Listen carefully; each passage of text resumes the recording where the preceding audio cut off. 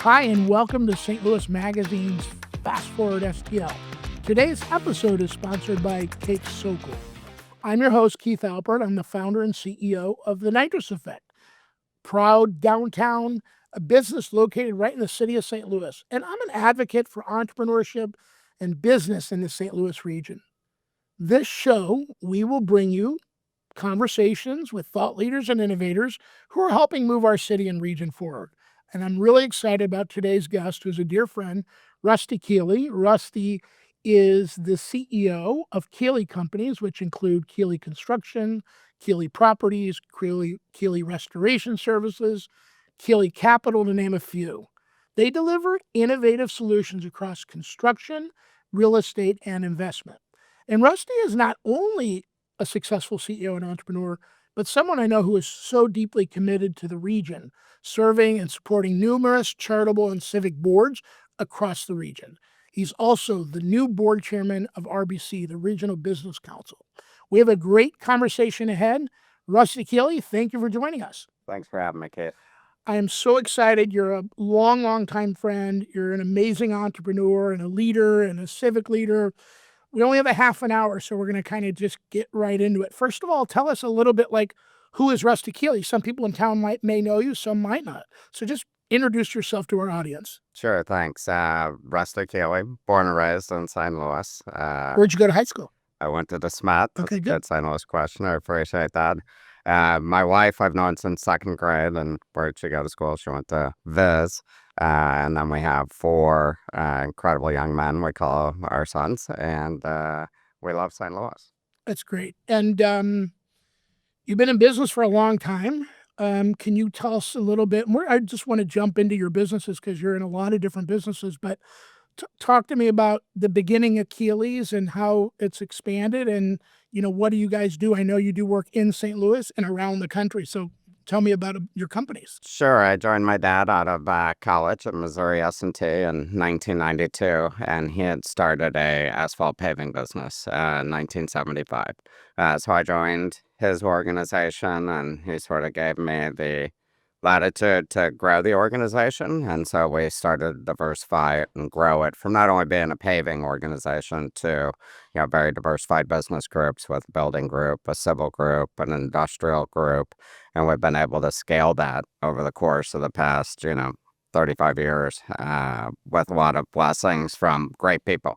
And so that's sort of who we are. We sort of invest in people and culture, and then we look at the business. So now we're a diversified platform that has development, multifamily self-storage, as well as a family office where we make our investments and our bolt-ons to our existing businesses, as well as new platforms. Cool. So we have some business people that listen, some entrepreneurs, some students. We have a wide variety of audience. So let's talk about Rusty coming out of school. And you just said your dad gave you a lot of latitude, which is entrepreneurship, right? And so go a little bit of what did you need to do in those early years of kind of breaking out of one category and how, just talk a little bit because I think a lot of people want to be entrepreneurs and they don't know how hard it is. And talk about, was this all easy? Talk about how you grew the company. Yeah, there's always a reason why we wake up at 4 a.m. sweating. But with my dad, it's still a relationship I'm so blessed to enjoy today. He's 87, still comes into the office. Is just an iconic cultural person for us, and we have a beautiful relationship. We're on a sales trip actually last week, so I mean we still engage, and he's fantastic. So he sort of gave me the latitude with this, great company, this platform, and he had great customers like, Ameren UE and back then Monsanto, which is now Bayer. And what we're able to do is go in with 2 ears, 1 mouth and listen to our customers, see where their needs were, and then be able to diversify and grow our business nationally.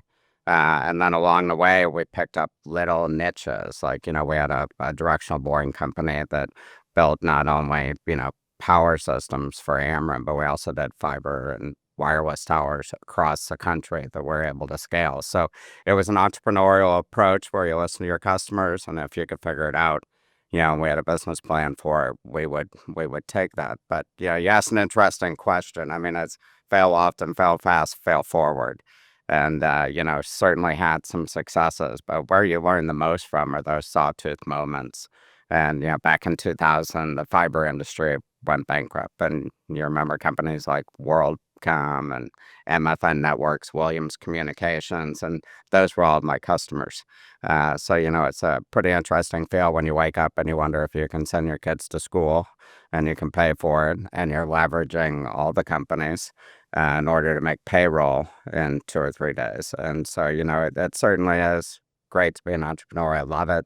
But it's a it's a nerve wracking experience on so many fronts. 24/7, right? Absolutely. Yeah. So, And nobody calls you with good news. I mean, yeah, you're right, not right. answering your phone. Right. I always ask my team, call me with bad news really, really early.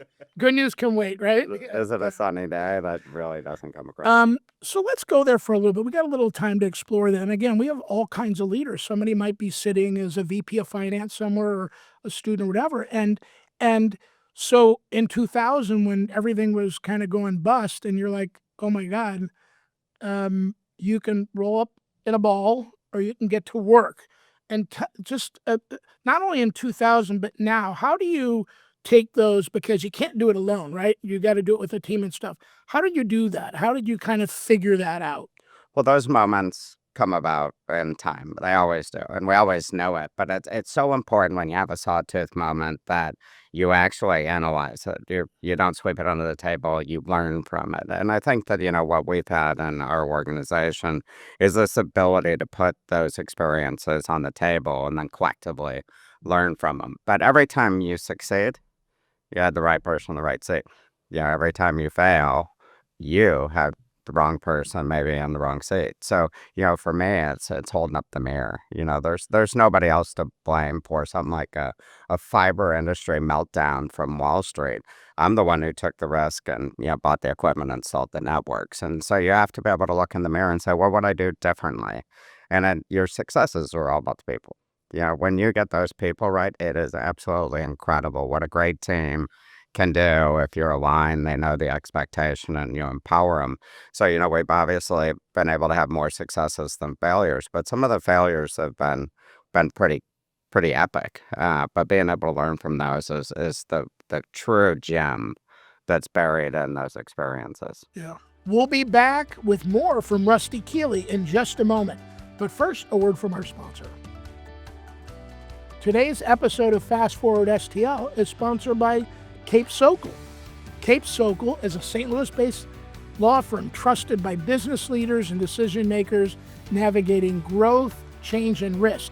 Their attorneys advise companies on business operations, real estate, litigation, and strategic planning, always with a practical, business-minded approach. Cape Sokol helps leaders make confident, informed decisions at every stage. So learn more at capesokol.com. And now, back to Rusty Keeley. Our biggest business, CPG, is celebrating 40 years, and we were in the event industry and killing it, and then 9/11 happens, or the recession happens, or COVID happens, and everybody cancels events for 2 years. And you have to get in the hole, and you said, be with your team in the foxhole together.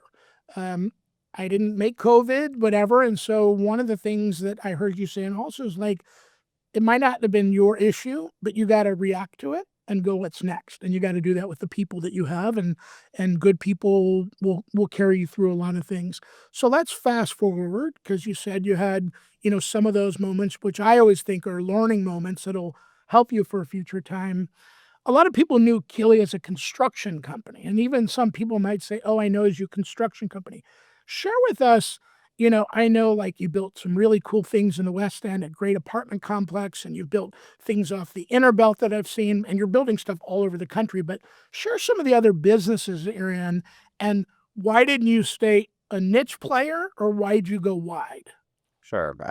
Well, first off, though, but back to you went through COVID, and I mean, you talk about a brilliant reinventor of himself and his organization. I mean, you went from having events all over the world to no events. To going bold. Yeah, absolutely. But you know what? You did it with your chin up, and I've always respected you for the way you handle challenge, and it's pretty neat to be inspired by somebody like you. As far as our businesses, we believe in diversification. So there's the flywheel where you want to do one thing, be the best at it. And that's a great model. It's just not really the model for us. We're more people centric. So when I think about it, it's find the best leaders and then empower them and see what you can do. So, a paving company building a $200 million petrochemical plant right now in the middle of Virginia might not make sense to do the dirt, the concrete, the steel, the electric, mechanical, the controls. What could go wrong, right? But for us, it was how do you continue to look at what you do, build upon those niches, and then build partnerships. So when you think about our business, it's very repetitious. We have long-standing relationships, 10, 20, 30, 40 years, where we can leverage those relationships. So we were able to build from a paving business into an industrial, a civil. We're one of the proud partners in the joint venture on St. Louis City Soccer Stadium, and we've been able to diversify the business. And along the way, we had bought a optic business that did installations across the country. And we were able to scale that when Verizon built a nationwide network starting back in 17. And so for us to go to that next level, we were going to have to buy some pretty substantial nine-figure businesses across the country to leverage our footprint in a consolidated, customer concentration type business where you want to work for Verizon, AT&T, and Lumen. And so to do that, we bought businesses, but we had never bought anything that big. So we looked at, hey, how do we position the company? And it ended up that we brought private equity into the business and have undergone a sawtooth moment, but now we're scaling pretty rapidly, especially with the data center craze and our ability to do fiber splicing, racking, stacking, and all that type of great setup inside the walls. And so we're able to diversify that business. We're able to scale it. We're able to capitalize it. And I've always loved real estate. I've always loved the St. Louis skyline. So we're able to turn that into several projects. You spoke of the Marlowe in the Central West End, which is just an absolutely fabulous multifamily development, 180 units. That's just killer. We've done one, a mixed-use development over off of Olive Crossing, where we have multifamily, we have retail, and we'll eventually have a hotel there. And Cortex, we're starting a multifamily project here probably in the next 90 days. And then with some of those successes, we like diversified platforms. And so we're able to start a self-storage company where we stood up 30 assets, arguably at a pretty challenging time. We started that in 21 and interest rates, inflation. And we have a financial institutional partner that's just an absolute incredible partner, as well as a lot of local banks here. So we've scaled those assets up, and now we'll be doing a refi and going off recourse, which is happy days for us. And then we'll start to scale that platform with acquisitions as well as development. And we obviously have a fantastic partner. So we've been able to do that. And then the other part is setting up something to support the acquisitions in our business. So, maybe it's buying a paving company on the West Coast. We started a restoration services company where we're doing organic and inorganic growth. So we support that from inside our walls with our capital group. That really is it's almost like a private equity type vehicle where we reinvest in ourselves. So it's a pretty neat business. It also gives you, I would think, the opportunity to seize opportunities because you have your own capital group. But if you see a real estate deal or a building you want to do with a partner, you can move on that pretty quickly. And I think because you have this kind of wide breadth, it gives you an opportunistic opportunity within your plan. So let's fast forward. You were the young guy in the blacktop business, and now you're a very sophisticated guy dealing in private equity and fiber. And so because you have all these businesses, everybody's talking about AI, and I'm happy you brought it up because there is this AI revolution. We don't know if it's going to be boom or bust. We don't know if we're going to have too many data centers. I don't think so. But talk about how you guys lean in to technology and innovation in all of your businesses. I know you're not using like a guide writing blueprints anymore. I don't know. But tell us how you're doing this because customers are sophisticated and demand innovation. It's a huge part of our business. When you look at our growth on the construction side, I would tell you 30% of the growth year over year right now is supported in some way by data centers, AI, innovation. So, not only from the construction, we get to see it firsthand, as well as the development. I mean, it's pretty fantastic. But when you think of AI, we just had Keeley Properties annual strategic planning meeting, and we brought in a consultant to really spend 2.5 hours around, hey, how is this really going to change our business? And when you think about it, it's profound. I mean, you used to have to like drive because we're in different markets. You used to have to drive those markets for days and days and days and make connections. We know the power of a Rolodex, which we all love. But now all of a sudden with AI, you can go in and say, I have a development. Maybe it's self-storage, and you could say, I'm down in this area. I want to know every competitor within 3 miles. You can find out who the mom and pops are. Now all of a sudden you have an acquisition strategy. If you want to do, for instance, a multifamily project, and it's a person you really like, it's a client you trust, and you're going to be working, on the site together. All the lines were aligned for successful development with the city and the political officials, and all of a sudden you're thinking, boy, I'm going to really invest some money. Well, with AI, you can go in and you can say, 150 units, 4 stories, surface park, Right. and all of a sudden you upload your portfolio, and all of a sudden you have a generated rendering that you can take in and show a client. I mean, Right. before that took weeks, Weeks months. and thousands of dollars. Absolutely. And so when you can leverage those are just a couple different examples. But when we're looking at scale in our business, it is so powerful when you can take that technology, that innovation, and you can leverage it for time. I'm not worried about jobs going away. I actually think that there's more jobs because of what we're doing in tech and innovation. And so for us, it's allowing us to do a lot more. Maybe you're spending money on 5 projects to pick that one, whereas before you had to sort of zero in on it. So we're seeing it across all of our business lines. Yeah. And for somebody listening who has an accounting firm, or they might be at a Fortune 500, everybody's talking about AI. You just saw Amazon cut 16,000 jobs last week, Meta cut jobs, and so there's the debate, will people have jobs? Um, so talk to me about, first of all, approximately how many employees are in all of your companies if you added them up? Sure, if you add them up, there's probably 5,000. We call them Keelians. We don't really necessarily like the word employees. Yeah. But since we still own part of the fiber business, there's a couple thousand over there too. So for us, we firmly believe in the people component. So when we're scaling a lot internally. So if you say, hey, our goal is to grow our business 20% per year, which it is, and double every 5 years, your people are going to double every 5 years too. So for us, we put a lot of money into the culture and the leadership development piece. We have Keeley University, and we have multiple partnerships with institutions to where we can develop those leaders internally. Sure, with growth, you need to have external people join your organizations, but we spend a lot of intentional time and money to develop our talent and give them that next opportunity. We believe that everybody's going to get tapped on the shoulder. And if you don't say yes, guess who's going to say yes? The person said next to you. So, we really want to make sure that when we're tapping those leaders on the shoulder, that they're equipped to be able to take that next step in their career. So leveraging the people's huge for us. Cool. And I know you're a great employer, and I see your Keelians, and I know you guys do Keeley Cares, which gives back to a lot of nonprofits, and you were there for the tornadoes and just a lot of different things. So thank you and your team for all the work that they do as volunteer now tiers hours.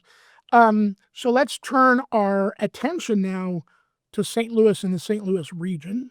And let's first start on, in the intro, I said you're the chairman of RBC, the Regional Business Council. Most day-to-day people have no idea what that is, and we're going to be a little short on time. So can you give me what it is and what you guys do?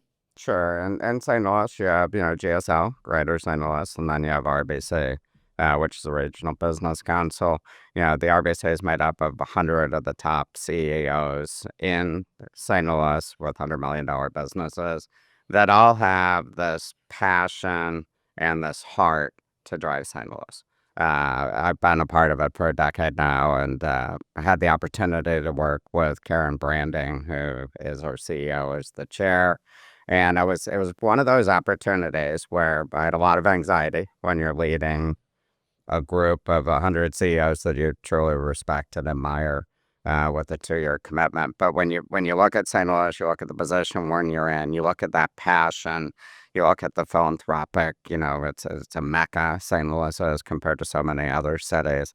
And it was something that I was called to do, where I knew I didn't have a choice. When you're asked to do that, it's a yes.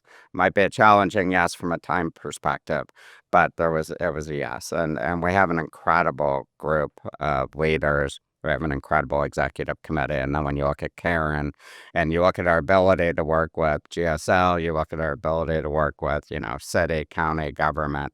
And that's what we want to do. We want to drive St. Louis in a positive way. And so it's been a true honor to be able to do this. And I'm just recently starting, so I still have well over a year and a half left in the role. Yep.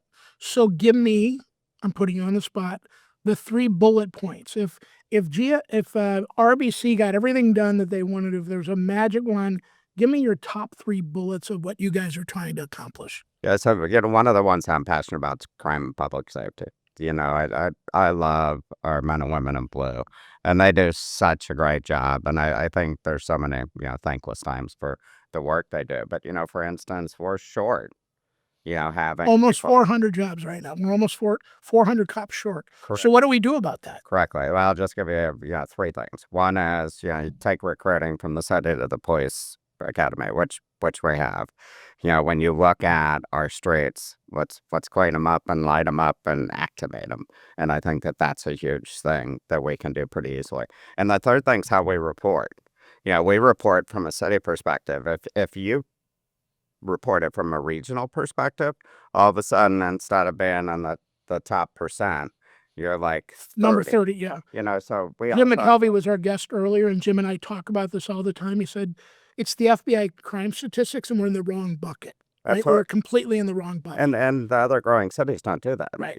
So we have to put ourselves on a level playing field so that everybody is looking at St. Louis more than they do. And I think that we're starting to make some of those strides. Those are just 3 things just around crime and public safety. But when you also think about the airport, what an opportunity there. And that's not going to happen overnight. So we're driving change with GSL and others, to try to do, those things. And then you think of something like workforce development, which is a big initiative of ours. So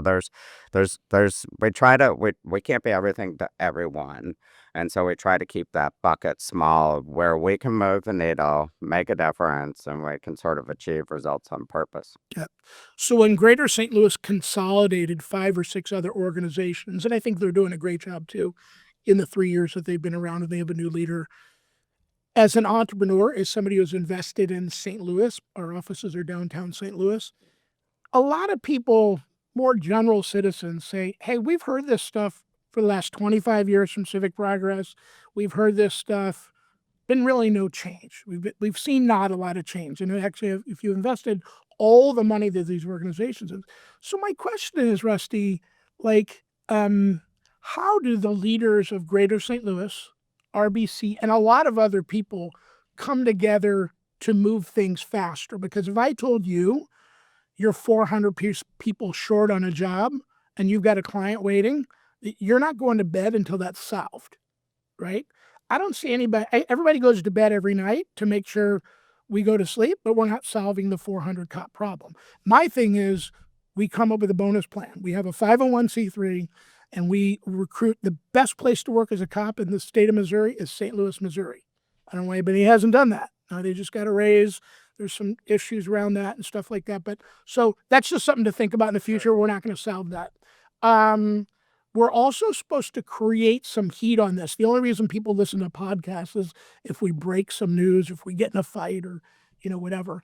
McKelvey talked about it. He said, he's a smart guy, created a lot of great companies. Everybody talks about all this is good, but none of it's great until we merge the city and county. And everybody goes, well, it's impossible. Well, many other places have the impossibility and they haven't done it.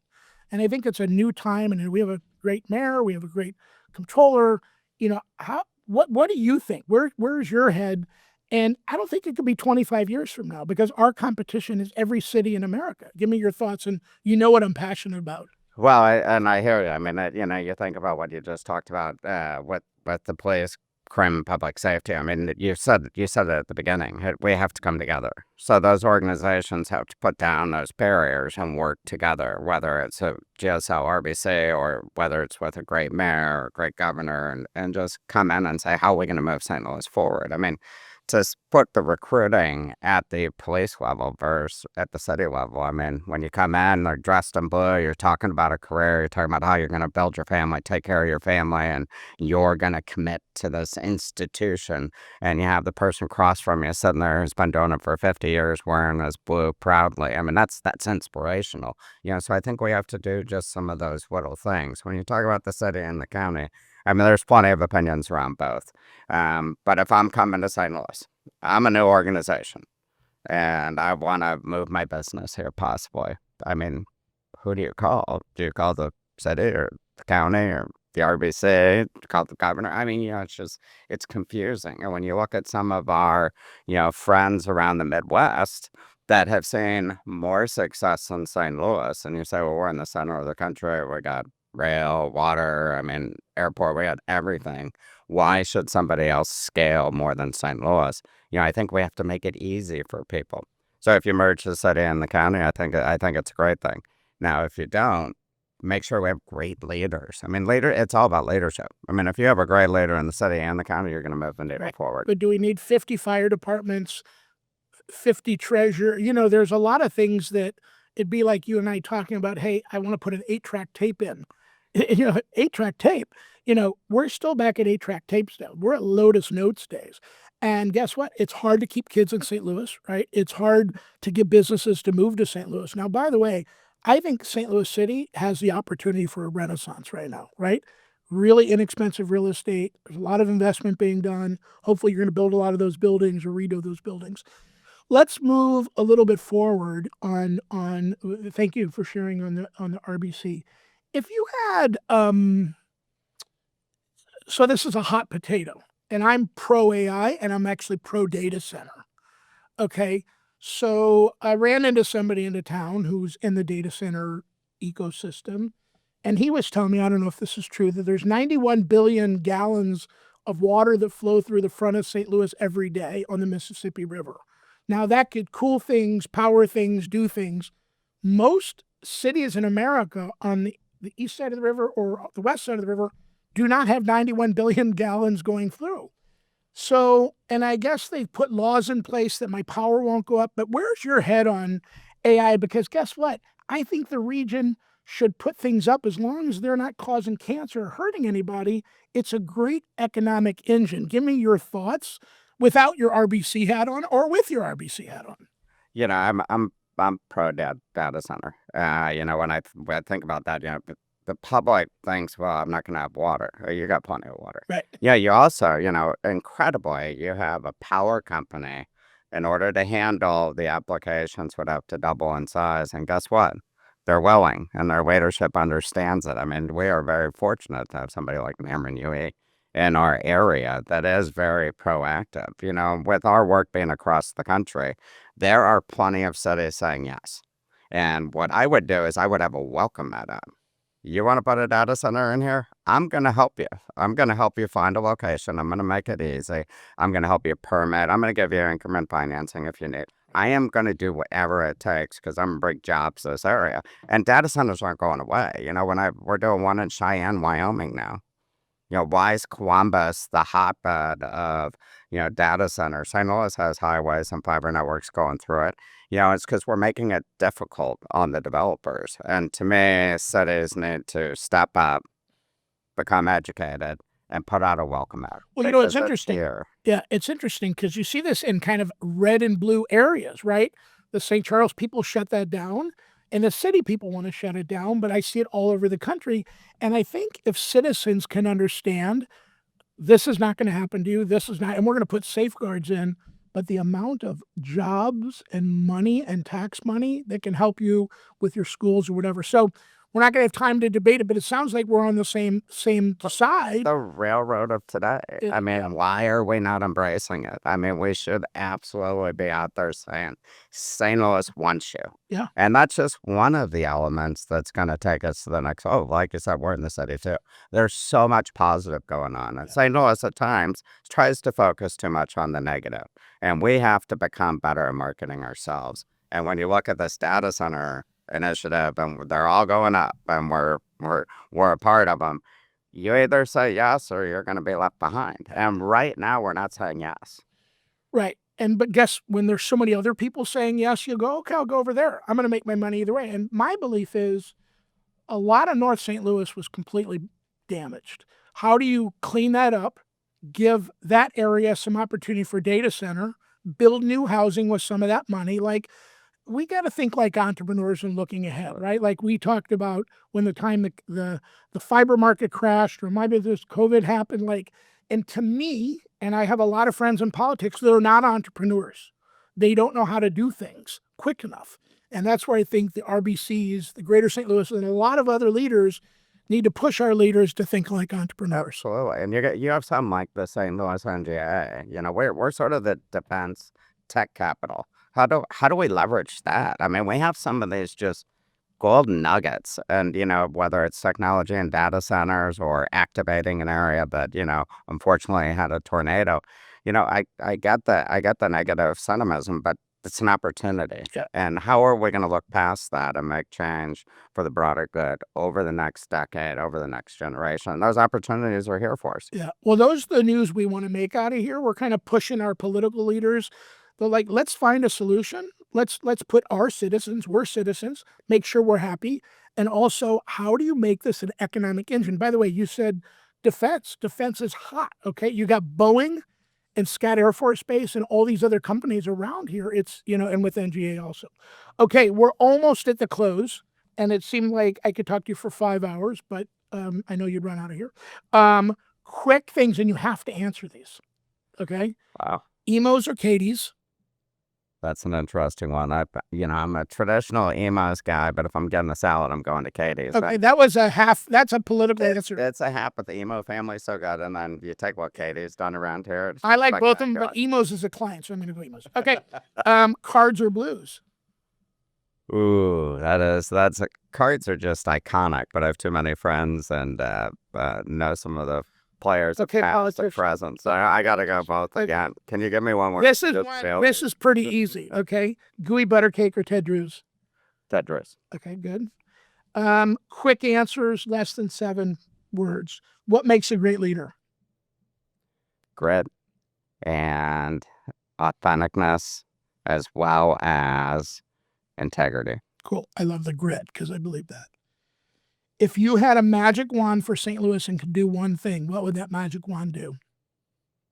Bring us together and put more data. So no, drive economic growth. I mean, that's what we need here. You know, we need a safe city that can go to the next level, and we have it. We have it. We just have to embrace it. Yep. Last one, AI will be? Or the engine of tomorrow. It's the railroad of today. So, I mean, it's incredible what it's doing. Good. Well, thank you so much for joining us. That's our show for today. Thanks to Rusty Keeley for joining us. For guest details, related stories, and more conversations shaping the future of St. Louis business, check out the show notes or visit stlmag.com. And stay connected through St. Louis Business, St. Louis Magazine's free newsletter with smart local insights. You can subscribe at stlmag.com/newsletters. Fast Forward STL is produced by St. Louis Magazine. Until next time, keep moving St. Louis forward.